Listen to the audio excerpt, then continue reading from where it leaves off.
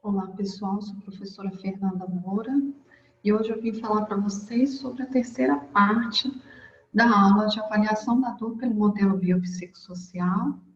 Se vocês não viram as outras aulas, eu aconselho vocês a verem, fiz com muito carinho e hoje eu queria abordar o medo e a dor musculoesquelética, fazer uma introdução a esse tema. Então, nessa sequência de aulas, eu trago obras de arte do escultor Michael Alfano, um escultor dos Estados Unidos. Ele é surrealista e ele usa partes do corpo, imagens dos seres humanos para expressar suas emoções através das suas obras. E como a gente vai falar de medo, e dor musculoesquelética, para entrar nesse clima, eu trago essa obra de arte que chama Varrido pelo Vento. E acredito eu que as pessoas que sentem dor crônica, dores muito intensas, dores diárias, dores limitantes, incapacitantes, elas se sentem muitas vezes varridas pelo vento, sem ação, como se a vida fosse levada, né, por essa perspectiva da dor. E o objetivo da aula de hoje é compreender como os aspectos relacionados ao medo podem contribuir para a avaliação da dor musculoesquelética, ou pelo menos como esse conhecimento deveria contribuir para a nossa avaliação mais ampliada da dor dos pacientes que a gente atende. Então, para iniciar, eu trago para vocês esse artigo, né, de 2020, né, um artigo desse ano, que ele traz concepções, né, dos estudos de 100 anos sobre o medo condicionado, então, a dor, né, no contexto da dor. Esse estudo, ele traz uma história, né, de todos os estudos científicos dos últimos 100 anos sobre o medo e a dor. Ele traz insights, né, sobre, ou ilumina nossa mente com informações como os pacientes com dor crônica, eles apresentam um déficit de aprendizagem semelhante aos pacientes com transtornos de ansiedade. Ou seja, há alterações morfofuncionais, né, no sistema nervoso central, no nosso cérebro, relacionadas à aprendizagem, semelhantes a pacientes com ansiedade. Os protocolos de exposição, ou seja, de exposição gradativa ao movimento, eles foram desenvolvidos para reduzir o medo e a incapacidade de dor crônica. Então, a gente está falando de cinesiofobia aqui, né? Os protocolos de exposição gradativa ao movimento, eles têm sido têm sido sustentados por evidências científicas que nos dizem que é possível melhorar, né, a dor e o medo relacionado à dor nesses pacientes se a gente fizer as exposições aos movimentos de forma gradativa, com educação em saúde, educação em dor associada. E também ele traz para nós informações sobre que o comportamento de evitação é que deve ser o foco do nosso tratamento, e não a redução do medo. Isso, para mim, traz um contexto de informações extremamente importante, porque, em geral, quando a gente faz a leitura dos artigos e a gente vê medo, né, a gente fica pensando, como então eu vou abordar esse paciente? Como que eu vou lidar com isso, né? Para diminuir o medo dele em relação à dor ou ao movimento. Então, o que esse artigo traz, né, de 100 anos de pesquisa, é que, na verdade, nós não devemos abordar o medo, mas a gente deve trabalhar com a evitação, um comportamento de evitação. Então, incentivando o paciente a ser mais ativo, a ter mobilidade, a acreditar em terapias, né, no tratamento mais ativo, né, e menos no repouso, na proteção articular, tá? Então, são perspectivas importantes. Quero ressaltar que esse autor, Milders, ele é um autor extremamente famoso, conceituado na perspectiva desses estudos psicossociais, né? E ele traz esse estudo tão completo que vale a pena ser lido. Então, para iniciar essa proposta de entender a relação entre o medo e a dor, eu quero fazer aqui, trazer para vocês um pouquinho da história desses experimentos, né? E um experimento muito famoso é o experimento do Little Albert. É um bebezinho, esse bebezinho que vocês veem na foto. Eu não vou questionar aqui os aspectos éticos dessa pesquisa, né?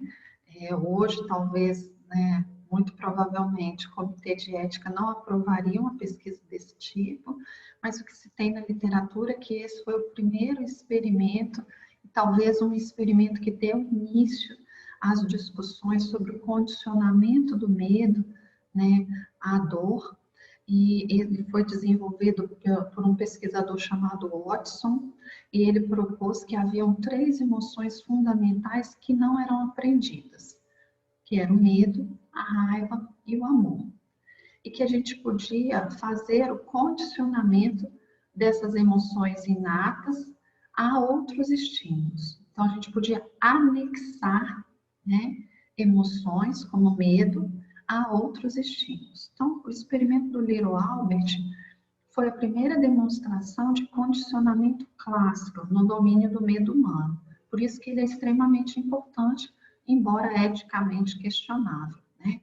Bem como foi a primeira evidência de generalização do medo condicionado. Vou explicar para vocês como que funcionou o experimento.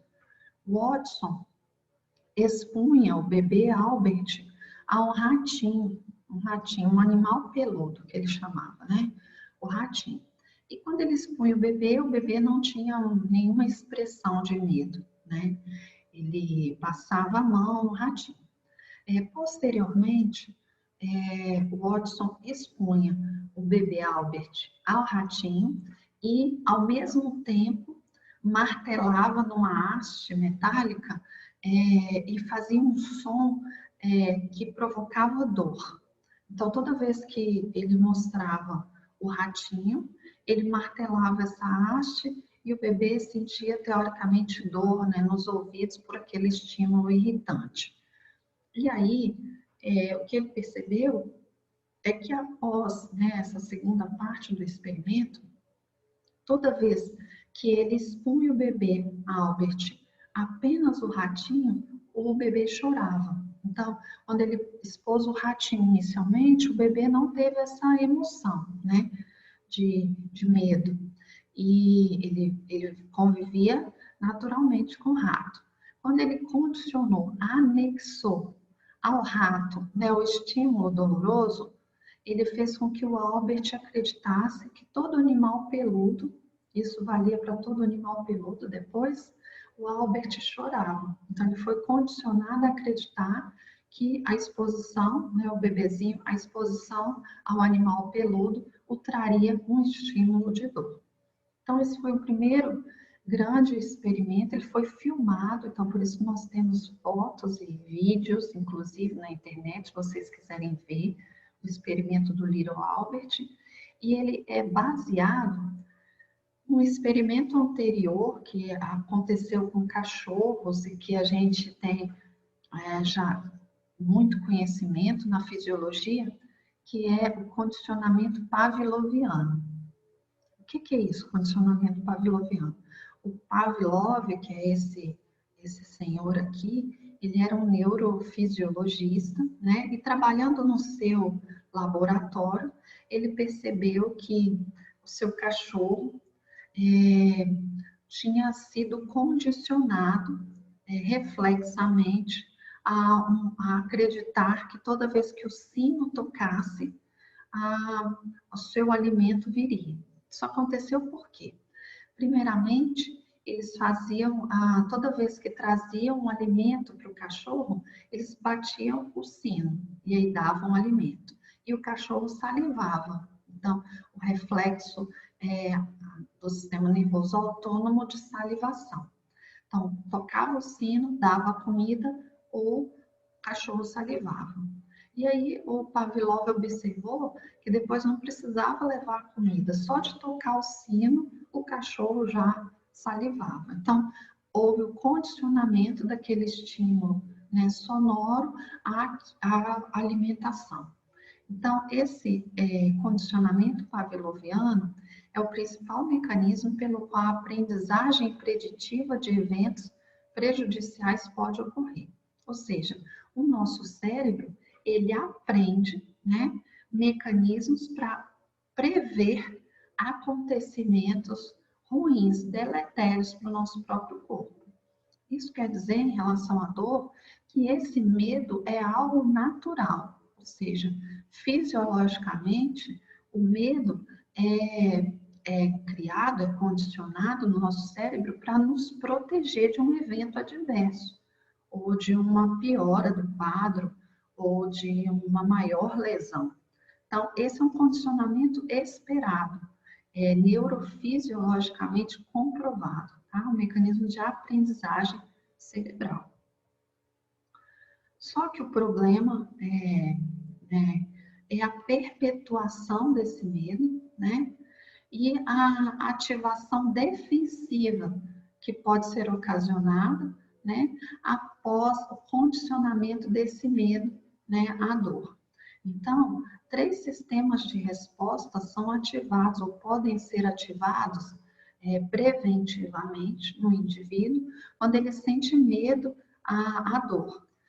As psicofisiológicas, então o paciente ele aumenta a tensão muscular, pelo medo de sentir dor, e aí existem experimentos que demonstram, por exemplo, que eu coloco pacientes com dor lombar sentados, observando movimentos que eles têm medo de fazer, por exemplo, inclinação anterior do tronco, então inclinação para frente.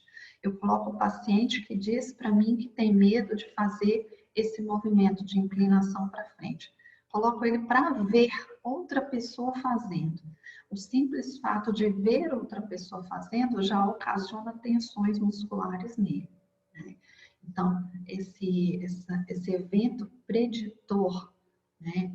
Esse medo condicionado à dor pode ocasionar respostas psicofisiológicas como aumento da tensão muscular. Respostas cognitivas, então pensamentos catastrofizantes. Relatos verbais de medo. O paciente diz para nós que ele tem medo mesmo de fazer o movimento, porque isso vai machucá-lo, porque isso vai piorar a sua dor. E comportamentos de fuga também. Comportamentos como evitação daquele movimento, generalização da evitação, então o medo dele inicial, ou a dor dele inicial era quando inclinava para frente. E aí ele generaliza isso, ele já enrijece, né, o corpo e já não se movimenta para lado nenhum, nem flexão lateral, nem extensão, porque ele acredita que isso pode piorar a dor.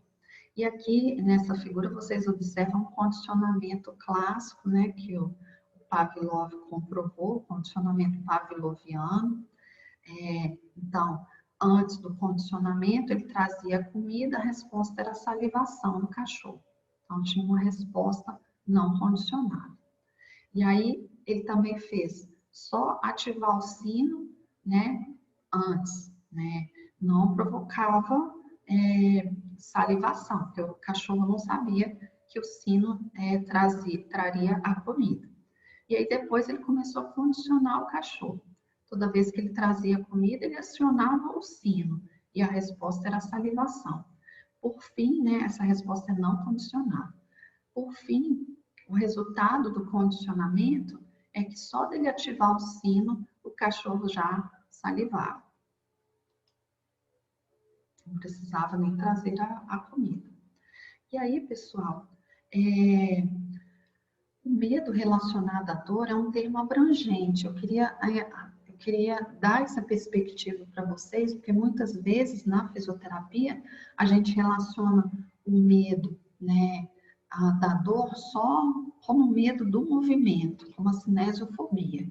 Ele é um termo abrangente usado para descrever o medo que surge quando estímulos associados à dor são percebidos como uma ameaça. Então, o cérebro considera uma ameaça, né? A integridade corporal, e eles compreendem uma variedade de situações. Eu coloco aqui para vocês para ampliar um pouco essa nossa perspectiva do medo. O medo próprio da dor, então existe. O medo que o paciente expressa da relesão, o medo de situações ocupacionais ou relacionadas ao trabalho, o medo próprio do movimento, então, que é a cinesiofobia, o medo que o paciente desenvolve das suas atividades de vida diária, do que isso vai comprometê-lo, né? O medo de sensações viscerais, então tem pessoas que têm dores renais, teve uma dor tão grande, tão forte uma vez, que ela vive com medo de ter dor renal novamente. Tem o medo do tato, medo do toque, e o medo da penetração. Então, são medos condicionados, relacionados à dor, tá? Que a gente tem que ampliar a nossa visão. E aí, esse medo relacionado à dor se baseia no modelo medo-evitação. Então, o que eu quero dizer aqui, na verdade, né, essa foi uma figura que eu traduzi do Linton, de 2011, é que experiências de dor, elas podem seguir dois caminhos. E esses dois caminhos vão ter que nos levar a considerar que um deles pode gerar incapacidade. E o outro lado, né, o outro caminho pode gerar uma efetiva recuperação. Então, o que acontece ou onde acontece a experiência que leva a pessoa à incapacidade? Então, vamos compreender o modelo. Então, o paciente vivencia uma experiência de dor.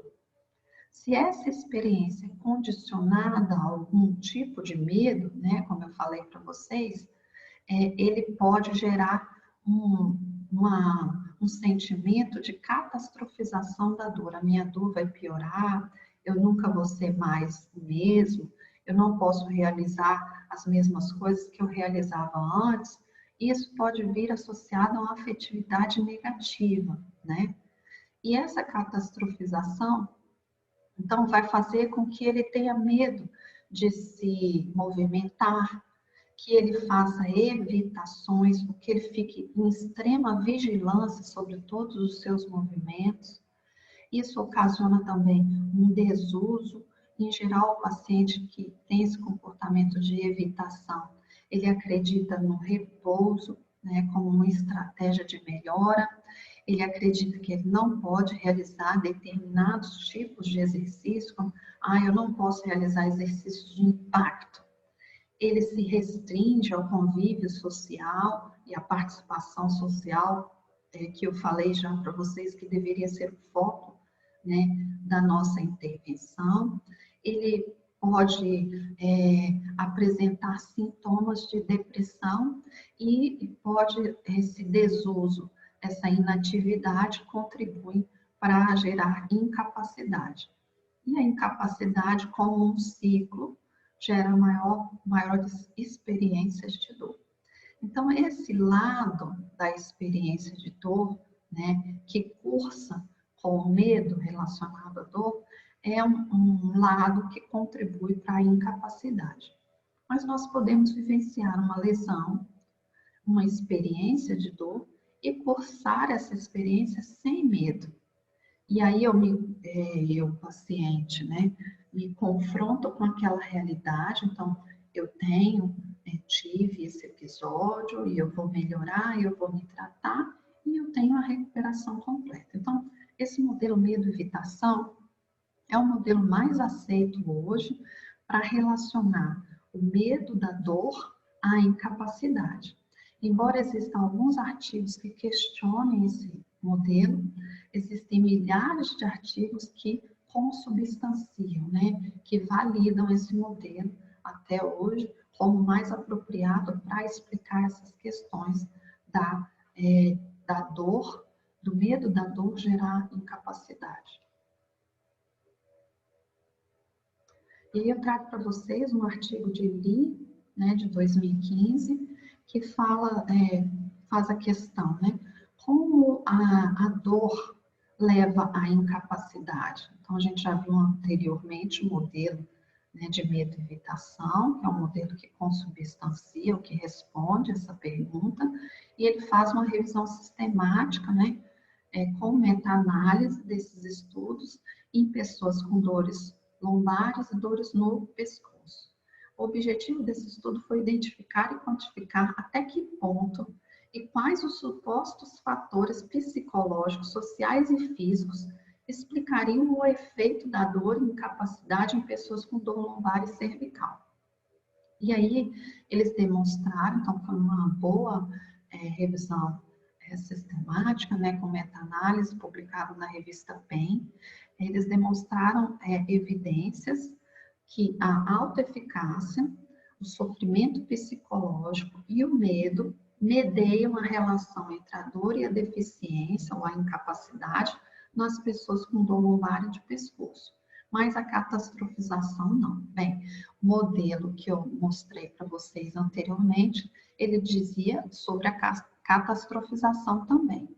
Então, como eu disse, há vários estudos que embasam aquele modelo e alguns estudos que questionam alguns fatores. Mas o que a gente tem que levar em consideração desse estudo é que as evidências demonstram que a autoeficácia, o sofrimento psicológico e o medo medeiam essa relação de dor e incapacidade nas pessoas com dor lombar e pescoço. O que eu quero dizer para vocês é que se a gente sabe que isso contribui, é muito importante que a gente avalie esses aspectos, né?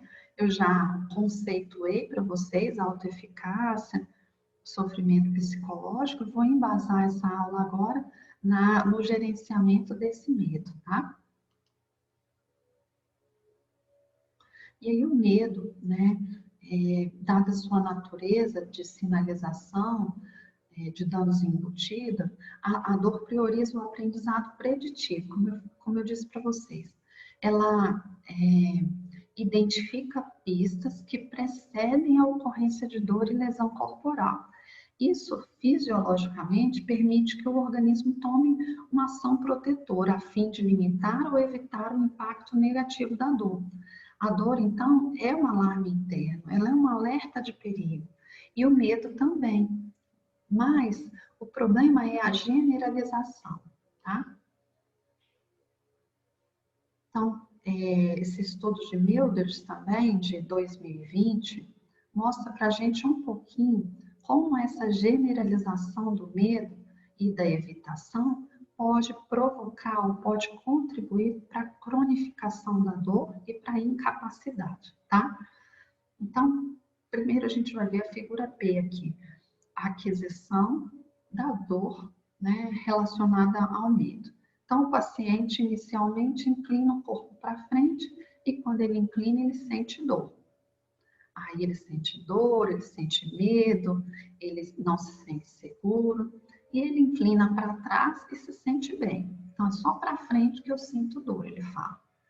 Na figura C, o que eu vou mostrar para vocês é que, em geral, após a aquisição do medo, alguns pacientes desenvolvem a generalização do medo relacionado à dor. Então, eles não só não fazem um movimento, né, o CS+, como eles já param no GS2. Então, eles não fazem nada de inclinação para frente. E alguns pacientes não inclinam nem para trás. Nem eles enrijecem o corpo, aumentam a tensão muscular, como eu mostrei para vocês. E essa generalização do medo relacionado à dor é que expõe o paciente a condições de dor, de cronificação da dor e incapacidade. Só que o que é importante no modelo de evitação do medo da dor crônica, né, do medo na dor crônica, é que a gente pode extinguir esse medo relacionado à dor. Então, é possível extinguir esse medo através da exposição gradativa ao movimento, da educação em dor feita nos momentos da intervenção, né? Uma condução apropriada através do conhecimento e do rastreio desses fatores psicológicos que contribuem para as crenças do paciente sobre a dor dele. Então, é possível extinguir, né, esse comportamento de medo relacionado à dor. Então, o medo relacionado à dor pode ser ressignificado e novos hábitos podem ser aprendidos. Eu queria deixar aqui para vocês essa escultura, né, que chama handmade, que é feito com as próprias mãos, né, para a gente pensar que nós contemos o nosso próprio futuro. Então, os pacientes, eles contêm as ferramentas, os recursos internos para melhorar a própria condição de saúde deles.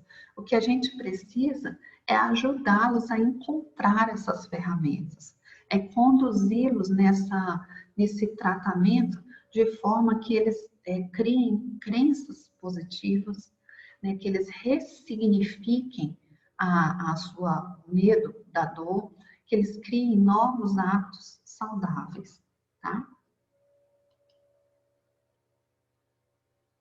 E aí eu trago aqui para vocês uma escala, né, para avaliação do medo, do movimento especificamente. É uma escala chamada escala tampa de cinesiofobia. Ela pode nos ajudar a rastrear, né, esses aspectos da cinesiofobia nos nossos pacientes. Lembrando que a cinesiofobia é o medo excessivo e debilitante do movimento, né, o medo de uma reincidência de lesão, de vulnerabilidade, uma vulnerabilidade à dor. Essa escala pode ser aplicada rapidamente, é um autorrelato do paciente, de 5 a 10 minutos, o tempo necessário para a aplicação. Ela tem 17 questões que abordam dor e intensidade dos sintomas, e a pontuação dela varia de 1 a 4 pontos.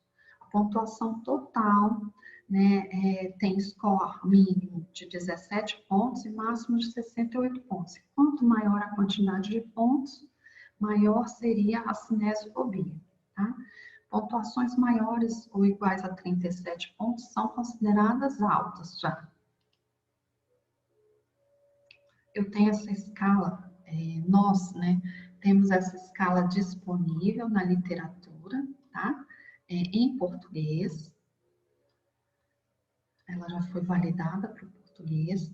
E ela, então, como eu disse, tem 17 questões e vão desde discordo totalmente até concordo totalmente. Então, por exemplo, tenho medo de me machucar se eu fizer exercícios. O paciente pode discordar totalmente ou concordar totalmente. Se eu tentar superar esse medo, minha dor aumentaria. Meu corpo está me dizendo que alguma coisa muito errada está acontecendo comigo. A minha dor provavelmente seria aliviada se eu fizesse exercício. As pessoas não estão levando minha condição médica a sério. A lesão colocou o meu corpo em risco para o resto da minha vida. Olha, a dor sempre significa que o meu corpo está machucado. Então, são perguntas que se relacionam, né, ao medo da dor, relacionada ao movimento. E envolve aspectos da dor músculo-esquelética, tá? Por exemplo, aqui, olha, ninguém deveria fazer exercício quando está com dor. E a gente, então, rastreia essa perspectiva do paciente e consegue trabalhar durante o nosso tratamento.